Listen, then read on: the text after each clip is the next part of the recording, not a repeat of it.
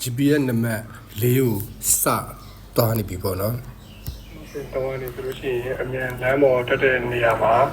သွားတယ်တောင်းကနေ၄ကိုဆက်သွားတယ်ဒီနေ့တော့ GPS 3ခုရဲ့အလယ်ကစားတော့ဆိုင်ဖွင့်တဲ့နေရာအဲ့နားမှာဘယ်ကနေစုရဲရွာလူတွေစုရဲလောက်လို့မဆိုရင်အဲ့ကလူမျက်နှာဖုံးကိုခေါ်ပြီးလှုပ်တာပုံစံဖြစ်မယ်ဒီနေရာကိုသွားနေတဲ့အချိန်မှာ၃နေရာကအကူကိုစမင်ပူတစ်ခုစိုက်ပုံနဲ့ကျန်ရတာတွေ့ရတယ်လမ်းပေါ်တက်တဲ့နေရာမှာကိုကိလမ်းချင်းနလမ်းမောင်းရှိတယ်ဘေးမှာရွာရှိတယ်ဒီနားမှာဘန်ဂလိုလေးတွေနဲ့ရေကူးကန်လောက်ထားတာရှိတယ်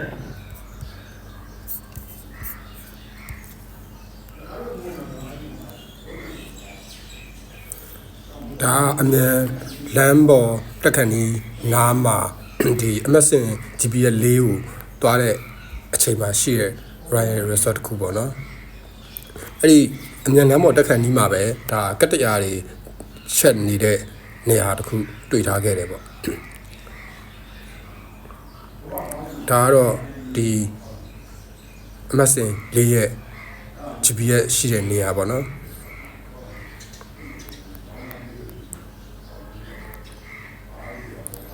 အဲ့တော့သူ့နေရာကိုရောက်ခဲ့တဲ့အချိန်မှာသူကဒီအမြန်လမ်းမကြီးရဲ့ဘေးမှာနေမယ်ရှိနေတယ်အမတ်စင်2ခခွေးအမတ်စင်2နဲ့အမတ်စင်2ကကြီးအမတ်စင်18ဆိုတော့သူတို့ရဲ့မြေကွက် area ကိုတစ်ချက်ကြည့်ကြည့်မယ်ပေါ့နော်အမတ်စင်2ကကြီးနဲ့အမတ်စင်2ခခွေး18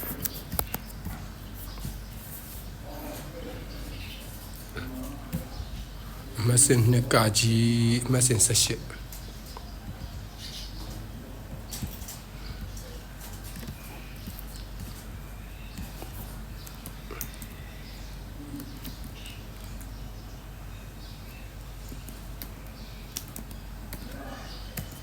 အဲ့တော့မစင်နှစ်ကကြီးမစင်18ကဆိုလို့ရှိရင်192ဧကရှိတယ်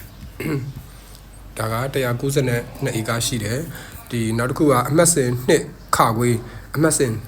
2ခခွေးအမတ်စင်2ခခွေးသူကအမတ်စင်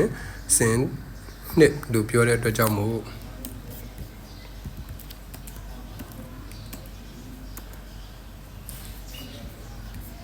သူကြည့်လိုက်တဲ့အချိန်မှာဆိုလို့ရှိရင်သူလည်း192ဧကရှိတယ်အဲ့တော့စုစုပေါင်းဒီနှစ်ကွက်ပေါင်းလိုက်မယ်ဆိုလို့ရှိရင်ရော192ဧကနှစ်ကွက်မဟုတ်ဘူး192ဧကတစ်ကွက်ပေါ့အဲ့တော့ဒီဧက200ဝန်းကျင်စိုက်မဲ့အပင်ဆိုလို့ရှိရင်ဒါတကယ်ကိုစိုက်လို့ကောင်းတဲ့အနေအထားမှာရှိတယ်ဒါယူလို့ရတဲ့အနေအထားပေါ့အမြန်လမ်းမကြီးဘေးမှာနေမယ်